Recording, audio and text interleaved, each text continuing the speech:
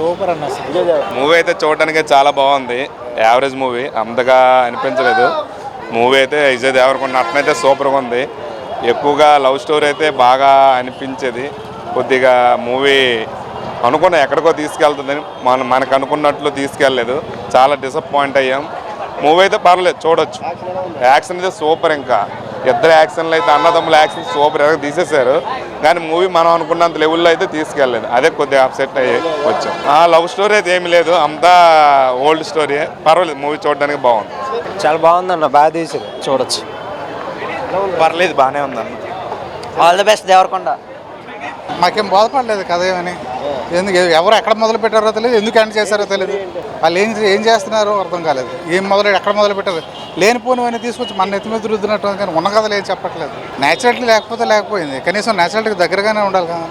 Art is so near to the reality but not real అన్నారు. ఏది reality లేదు, real కాదు. సూపర్గా ఉందండి. పర్లేదు, కానీ కొద్దిగా ఓవర్ యాక్షన్ అయిపోవడం కొద్దిగా డౌట్ అయింది. సినిమా అయితే చాలా బాగుంది. ఫస్ట్ హాఫ్ ఎలా ఉందంటే మనకి ఎక్స్పెక్ట్ చేయలేమంటే స్టెప్ బై స్టెప్ స్క్రీన్ పే మాత్రం చాలా బాగుంది. సెకండ్ హాఫ్ కూడా మనకు లాస్ట్ ఎలివెన్స్ ఉంటుంది చూడండి, ఆ మ్యూజిక్తో అనిరుద్ధ్ మ్యూజిక్ మాత్రం సినిమాకి హైలైట్. స్క్రీన్ పే ఒకటి కొద్దిగా బాగుంటే బ్లాక్ బస్టర్, మొత్తం బ్లాక్ బస్టర్ అంటే మరి రికార్డులే.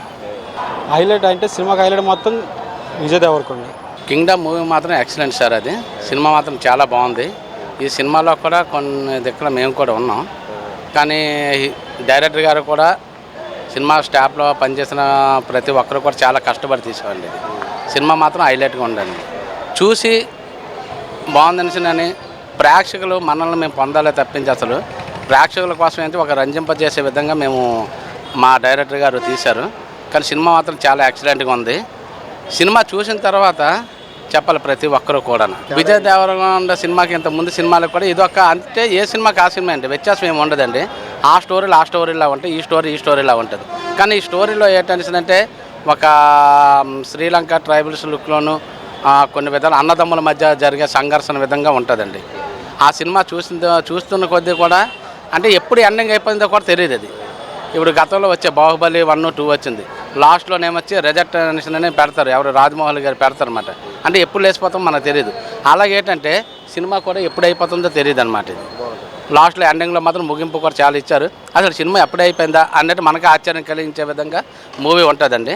డైరెక్టర్ గారు గౌతమ్ దిన్న గారు మాత్రం చాలా బాగా డైరెక్షన్ చేశారు. చాలా ఎక్సలెంట్ అండి. సార్కి కృతజ్ఞతలు చెప్తున్నాం.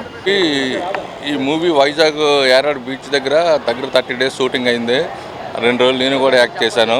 కాకపోతే ఈ సినిమా విజయ్ దేవరకొండ గారు చాలా కష్టపడి, ఎందుకంటే అతను ఒక స్టార్ లాగా కాదు, నైట్ షూట్లు మొత్తం అన్నీ ఎగ్జాక్ట్లీగా నైట్ 7 o'clock వచ్చి మార్నింగ్ 6 వరకు సెట్లో చాలా కష్టపడ్డారు.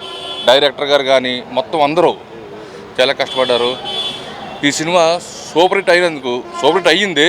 సినిమా అవుద్దని కూడా నాకు ఫస్ట్ లాస్ట్ ఇయర్ మేలో కూడా నాకు తెలుసు. ఎందుకంటే అంత కష్టాన్ని నేను చాలా 16 సినిమా యాక్ట్ చేశాను. అంత కష్టంగా హీరో కష్టపడ్డాడంటే నిజంగా ఎక్సలెంట్, చాలా ఎక్సలెంట్.